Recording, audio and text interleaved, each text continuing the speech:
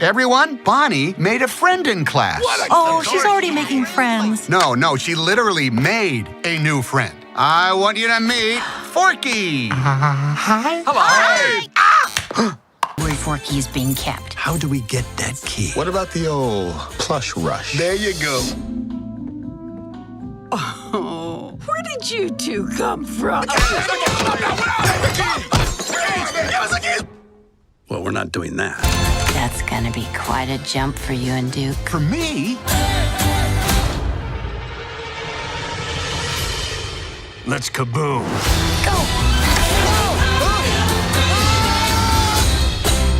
So, I've mentioned many times before, and I'll continue to do this with Pixar films most likely, but each film ever since The Good Dinosaur has gotten closer and closer to photorealistic in one way or another, and with Toy Story 4, we've gotten even closer. There are many instances where if you're not careful, you could actually believe that you're watching a live-action film, and there's no better section of the film to showcase that than in the first 10 minutes, and I'm just talking about architecture, landscaping, water. The rain in these 10 minutes are so realistic. I just thought that they had inserted the toys into this legitimate live-action environment, and they were just like CGI, people, creatures, whatever you would label them as, in a live-action environment. The only difference is that it was actually made with quality, unlike probably whatever the Chipmunks movies were, or whatever the Sonic movie is going to be for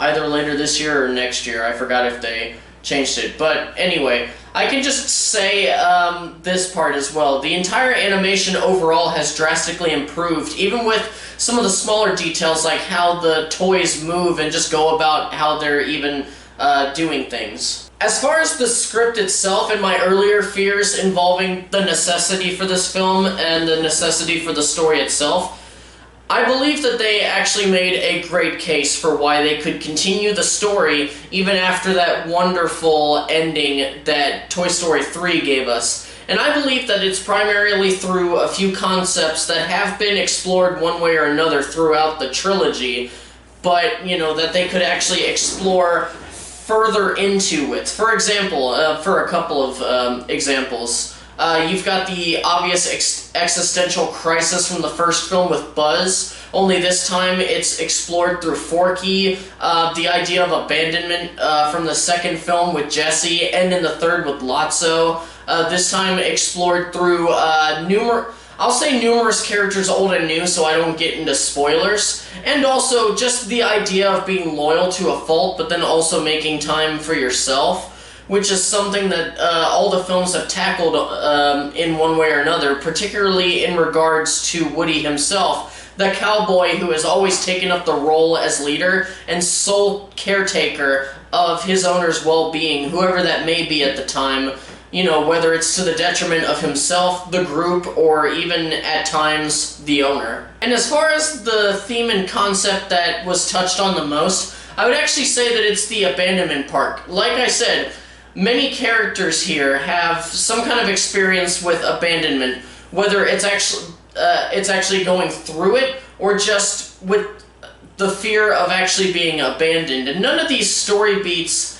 and themes feel unearned in this movie. Everything feels earned. And for the humor, this is, in my opinion, my favorite Toy Story movie for laughs. There aren't as many laugh-out-loud moments as I was expecting going in, but there are many, many chuckle moments that felt satisfying. So overall, I would say that this is my favorite Toy Story movie as far as hilarity goes. As for the old guard from the trilogy, our big mains get quite a few highlight moments. Woody gets to show off a bit of a father complex with Forky, and even has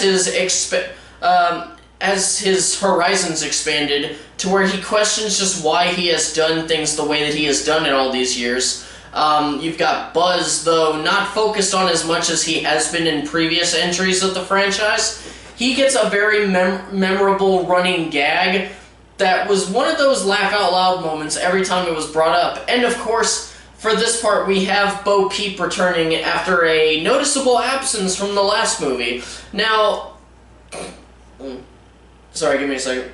As per my fears that I mentioned earlier involving her, they were completely unfounded. She is not simply remade as a feminist icon just because it's cool right now. Every action of hers and every attitude of hers is well thought out and given much justification to where it actually felt natural. And this is definitely the most development her character has ever had in this franchise. Hell, even her relationship with Woody is put more under the microscope. What came across as casual flirtation that was strictly surface level in the first two films is now a fleshed out, wonderful relationship filled with mutual respect, admiration, and even love. And if I had to give a negative as far as the old guard goes, I'd have to say that there are quite a few of the older characters that get overshadowed and just get shoved into the background, and they don't even get a highlight scene, and it felt like a bit of a disservice to those characters. As for the newcomers themselves who show up in the film, Key and Peele as Duck and Bunny are as funny as we figured that they'd be. Keanu Reeves as Duke Kaboom was a surprise highlight for me. Forky was not annoying like I originally feared, and even had some very emotional moments that made me feel for him. Not to mention the fact that he does have a running joke that takes place throughout the entire first act of the film that had me and my wife dying of laughter. And it's gotten to the point where we can just say one specific word and we'll laugh no matter what. Hell, we did it during the movie, driving home. Hell, after I'm finished with these videos that I'm doing tonight, I'm gonna go up and do it again because it was fucking hilarious. But by far, the best character introduced in this film is the antagonist, Gabby Gabby, a pull-string doll from the 50s that's stuck inside of an antique store, who's played by Christina Hendricks of Mad Men fame. At first I was worried that she would just be a one-note villain that was meant to help stretch out the runtime, and again, my opinion on this movie going in wasn't, the highest sort of positivity. But no, she was a fully fleshed out character with hopes and aspirations of those hopes and aspirations of someone who is not inherently bad or evil, but is more misguided thanks to her own origins and the situation that life has put her into. Kind of like Lotso from Toy Story 3. The big difference is that Lotso got to the point where he kind of lost his way and did become inherently evil. But with Gabby Gabby, she showed her capacity for all the good character traits that we all strive to possess consistently in our lives, and she even shows herself to be a redeemable and sympathetic character. And hands down, my favorite scene in the film is it showcases her at her lowest point. It's the best emotional sequence in the entire movie. The movie also finds it found a way to pay homage to the rest of the franchise without feeling like it's pandering too much to the rest of us. Whether it's musical cues or sings or just situations that call back directly to iconic moments from the earlier films. I mean, for example, there's this one moment with Duke Kaboom that is extremely reminiscent of Buzz's first scene in the first Toy Story movie. The one where where he's flying around the room. It's kind of like that. When you see the movie, if you haven't seen it already, you'll know what I'm talking about when it comes up. And those are my thoughts on Toy Story 4. This was not the film that I was expecting, but it was the film that I was hoping for. I was hoping that this wouldn't be a fluke. Like, usually when you think of the word fluke, it meant like, okay, we did a couple of good things, but then, that was a fluke. Everything else is going to be bad. But no, a fluke for Pixar would be they made a either bad movie or they made a lesser movie, which the only flukes that I can think of with those are the Cars films and Good Dinosaur. But anyway, now I'm rambling. This was another quality film for Pixar and just another great Toy Story movie. I mean, I do wish that more of the old guard like Slinky, Jessie, the Potato Heads, Rex, Ham, everyone liked them.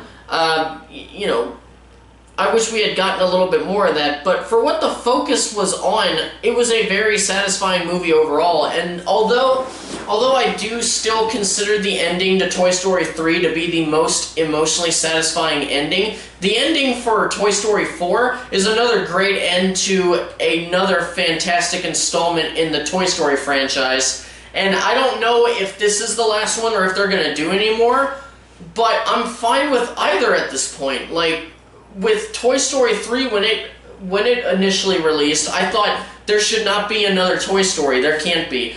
At this point, I'm at a point where I trust them enough, and I'm actually comfortable with another installment if that comes out. Please, guys, go watch this movie if you haven't already. You will not regret it. Thank you guys so much for watching this video. I hope you enjoyed it. If you did, please don't hesitate to hit that like button. And also, don't forget to keep the conversation going on down below in the comments section.